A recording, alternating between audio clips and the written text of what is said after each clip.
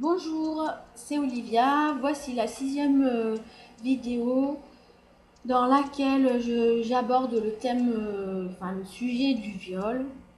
Et dans cette vidéo, je souhaite aborder le sujet du quoi faire de cette histoire. Quoi, qu'est-ce qu'on en fait? Voilà. On vit une épreuve douloureuse, on est malmené, on souffre, on, on connaît des douleurs des plus intenses, des plus noires, des idées des plus morbides et macabres, puisqu'on peut avoir l'idée de se suicider à l'issue d'une expérience douloureuse. Là, je parle particulièrement du viol, mais il peut s'agir d'autres scènes, d'autres situations douloureuses. Donc, quoi faire? Quoi faire de ce truc-là là, qui nous a envahis pendant un temps de notre vie? Et comment faire? Qu'est-ce que moi, voilà, dans mon histoire, qu'est-ce que je vais faire de mon histoire? Puisque pour ma part, je constate que c'est une histoire, non pas qui me suit, mais par il n'y a pas simplement mon vécu, cette expérience douloureuse. Il y a aussi l'histoire de ma mère qui a vécu donc le viol, l'inceste par son père pendant des années, plus d'une dizaine d'années. Euh, et puis autour de moi, je rencontre, il m'est encore donné de rencontrer des victimes de viol. Lors de mes consultations, je rencontre beaucoup de victimes, de femmes violées. Et puis, voilà, c'est tout un contexte autour de moi que je définis comme peut-être une sorte de rappel à l'ordre, dans le sens où, voilà, Olivia, tu as quelque chose à faire de ton histoire. Qu'est-ce que tu peux en faire? Donc, moi, ce que j'en fais, ben, première chose, je suis là devant vous, entre guillemets, sur YouTube à créer des vidéos à en parler. Je ne sais pas vers quoi ces vidéos vont me mener, si elles vont me mener à quelque chose. Là, tout de suite, peu importe. Pour moi, ce qui compte, c'est d'en parler, d'utiliser un média qui existe, simple à m'apporter et qui peut-être peut faire ricocher sur d'autres histoires de personnes. Et mon désir, bien sûr, le plus profond, c'est d'aider les victimes, de soutenir les victimes de viol et les amener, de leur permettre de parler. Donc, quoi en faire? Bien sûr, c'est en parler.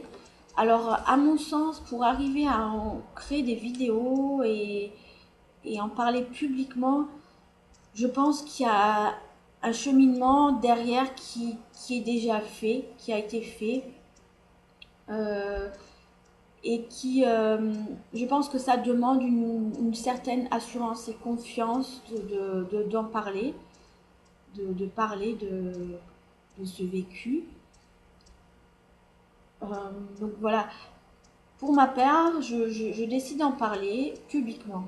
Je décide d'en parler librement lorsque voilà, je me retrouve entre copines, entre amis, et que tout à coup on doit aborder un sujet, on va dire délicat, ben, où le viol apparaît.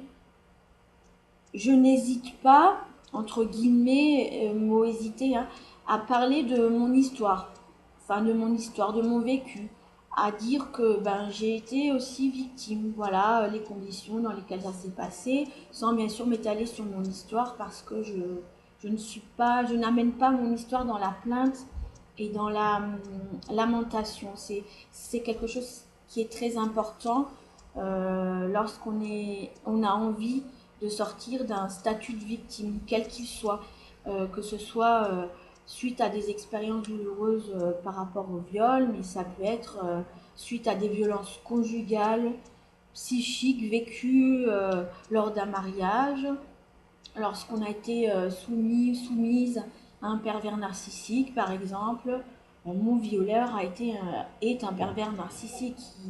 Il a des caractéristiques, je dirais, universelles du pervers narcissique ou alors des comportements de pervers narcissique où la manipulation est de mise, ou la demande, j'ai envie de dire, d'assujettir sa victime, sa proie, et de mise, où la dénigration est présente, où l'agressivité et plus loin encore la violence verbale, c'est certain, mais la violence physique aussi intervient. Donc voilà, quelle que soit la situation. J'ai perdu le fil du coup de ce que je voulais dire. Bon, cela dit, quoi en faire? Voilà, pour moi c'est en parler, créer des vidéos, mais il y a aussi autre chose. Dans mon cas, j'ai écrit mon histoire, donc je compte éditer mon livre, pardon, en façon e-book. Donc je travaille encore dessus. Toute mon histoire, je l'ai écrite tout de suite, enfin 2 ans après ce qui m'est arrivé. Ça m'a aidé à exorciser déjà beaucoup de mon histoire. Et puis c'est de cette manière que pour moi j'ai pu d'ailleurs soumettre mon histoire, mon vécu à mon père. C'est de cette manière 2 ans après que j'ai pu en parler à mon père, que j'ai pu faire lire, parce qu'en parler c'était quand même difficile de trouver les mots, d'expliquer. J'ai pu être facilement décontenancée lorsque j'expliquais librement par la parole mon histoire. Et de toute façon, dans mon cas, l'écriture est une facilité. Donc, pourquoi pas mettre ce moyen à contribution pour s'aider à aller mieux, tout simplement.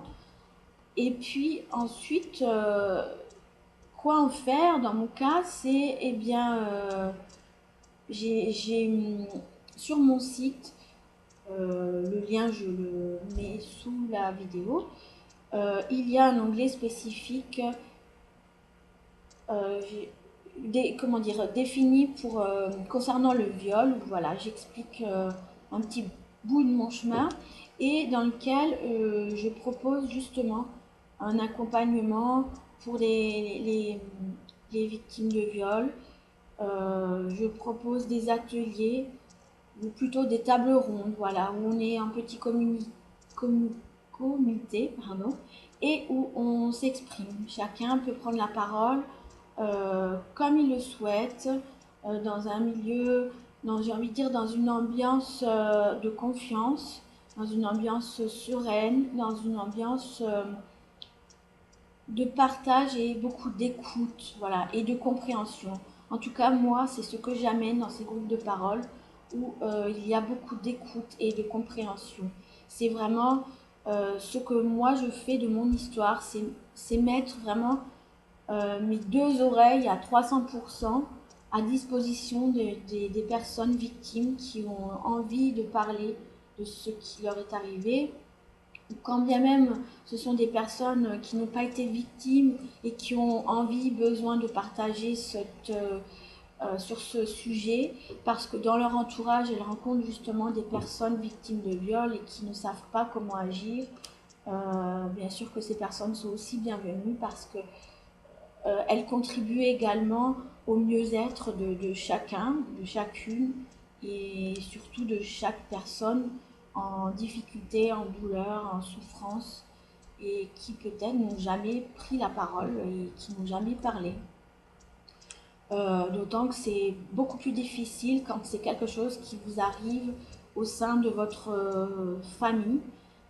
Si c'est un père, une mère abusive, ça existe aussi pour les petits garçons ou même les petites filles. C'est très délicat d'en parler lorsqu'il s'agit de choses, hein, parce que c'est quand même comme ça qu'on les décrit aussi, ces événements, ces situations de trauma, de viol. Lorsque ces choses se passent au sein de notre propre famille, c'est très compliqué de l'exprimer. Donc voilà, ce que je fais de mon histoire, ce que ça m'a donné envie.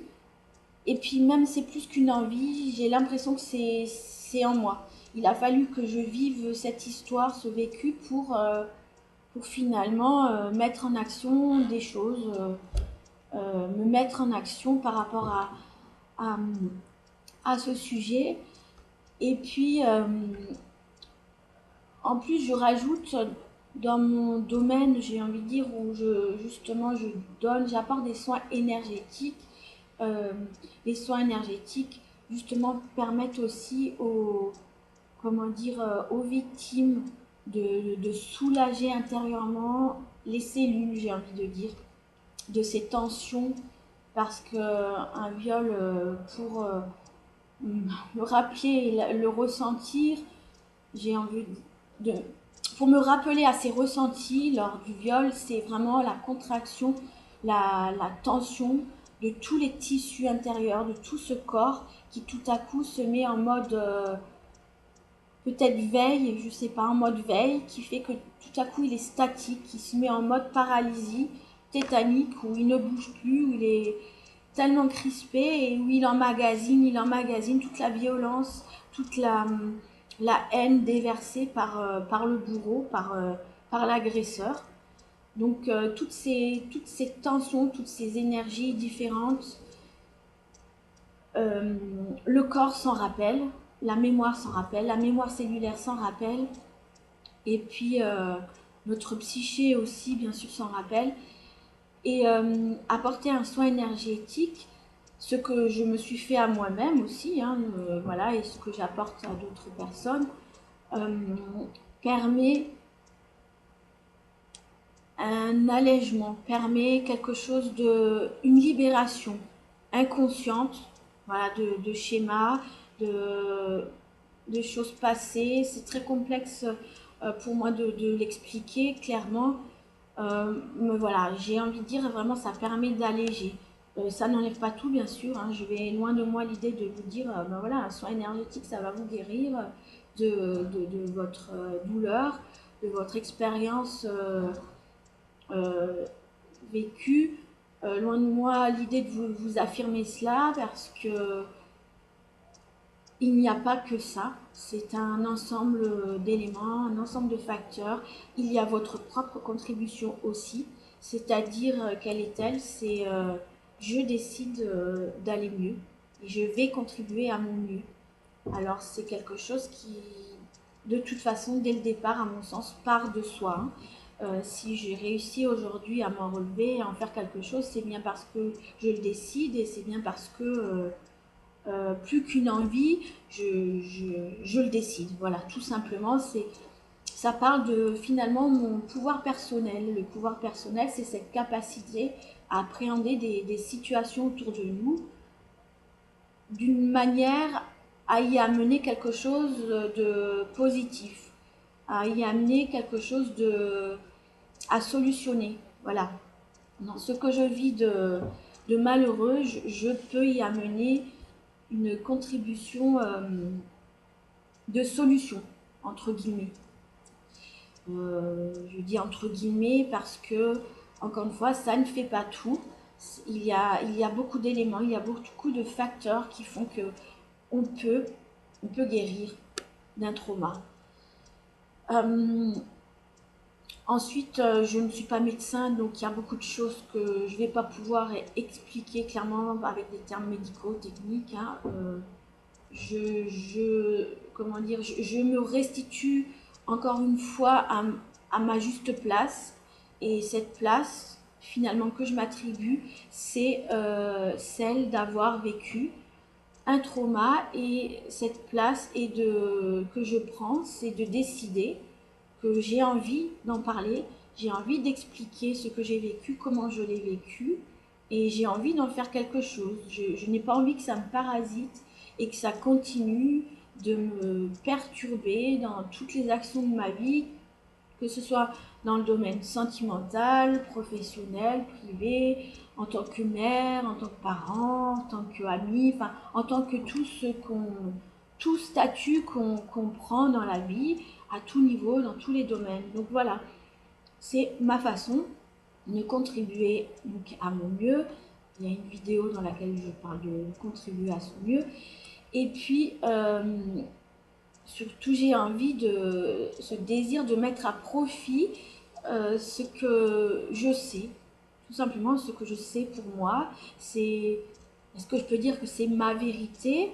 C'est mon avis, mon positionnement. Et si celui-ci peut permettre à chacun, chacune de vous, ou à qui que ce soit qui m'entend, qui m'écoute, à qui ça fait écho, résonance, et bien si ça peut contribuer à vous apporter une clé, une petite lueur,